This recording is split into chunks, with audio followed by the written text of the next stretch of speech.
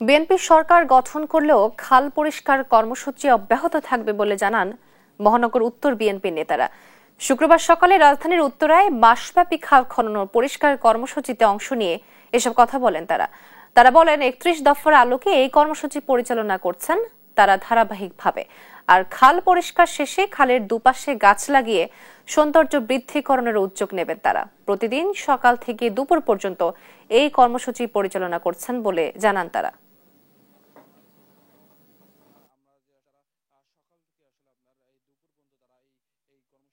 আশা করি আমরা আগামী সপ্তাহখানিকের মধ্যে আমাদের কার্যক্রম শেষ করে আমরা আবার দুই পারে আমরা ওই নামে মাত্র কিছু দুই একটা ছোট গাছ লাগানো সেটা না, আমরা দুই পারে মানুষ যাতে বসতে পারে ওই ধরনের গাছ আমরা কথা বলেছি ইতিমধ্যে, এবং বড় বড় গাছ আমরা যেগুলা রোপণ করবো ইনশাল্লাহ। যেগুলা জলা ভরে গিয়েছে ময়লা এগুলা পরিষ্কার করা এবং খনন করা এবং দুই পাশে বনায়ন করে একটি সুন্দর বাংলাদেশ বিএনপি ইনশাল্লাহ উপহার দেবে।